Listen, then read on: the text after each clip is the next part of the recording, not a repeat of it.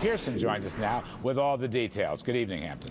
Good evening, Larry. As a matter of fact, bipartisan outrage dominated the House Government Reform and Oversight Committee hearing into a culture of wasteful spending inside the Government Services Administration, including some $823,000 spent on a conference at a Las Vegas resort 2 years ago.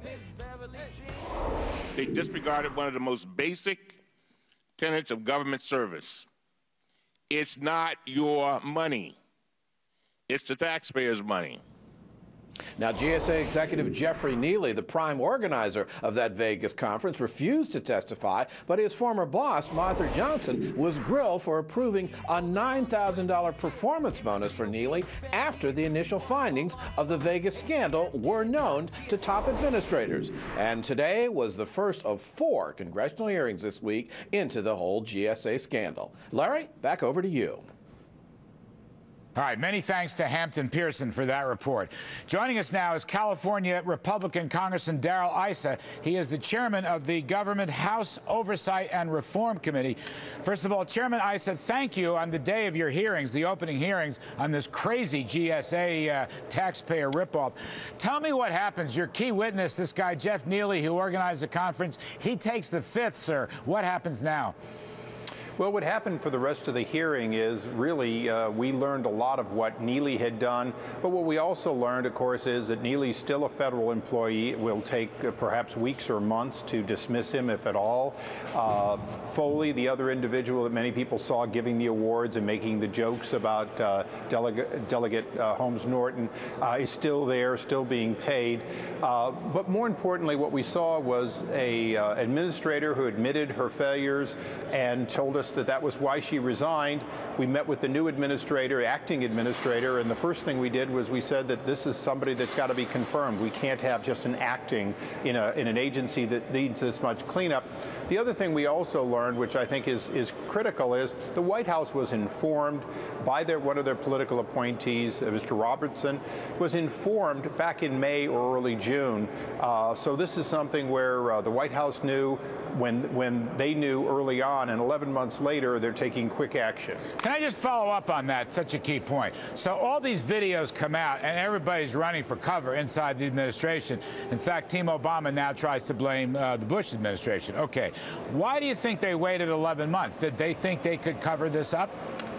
Well, it's one of the amazing questions we never got fully answered by the Inspector General. Why did it really take this long to come out with it? Why is it nothing happened when the 60-day preliminary report happened? Why were there no real changes, no changes of any substance during that 11 months that intervened? One of the things we made clear is, on a bipartisan basis, is we can't have Inspector Generals who not only, they're dual-hatted, they work for the administration, but they also work for Congress. We need to have a heads-up much earlier so the kinds of reforms that our committee is now anticipating doing, we've sent out letters to all the other major agencies, we could start on earlier.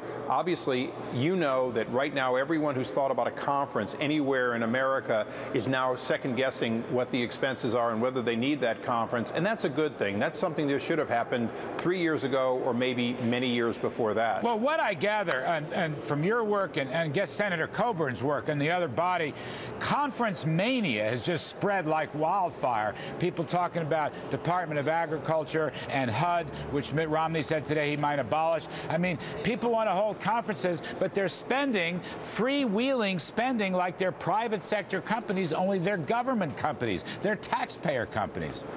Well, exactly. You know, some people make the joke about drunken sailors, but the fact is sailors on shore leave use their own money. They don't use the taxpayers' money. And very clearly, this is something where at a time when Congress is paying for telecommuting, paying for all kinds of remote systems, at the same time, we're also paying for sometimes lavish parties.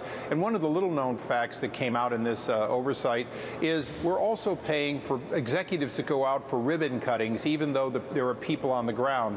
You know, we've got to get out of the idea that somebody 5 or 6 people have to go to Hawaii for 3 or 4 or 5 days in advance so they can have a 10-minute ribbon cutting for a building. That runs up the cost of you and I and the federal workforce and, of course, these buildings that we have billions of dollars worth sitting idle. Chairman, I'd like to ask you a question. Maybe this is a dumb question.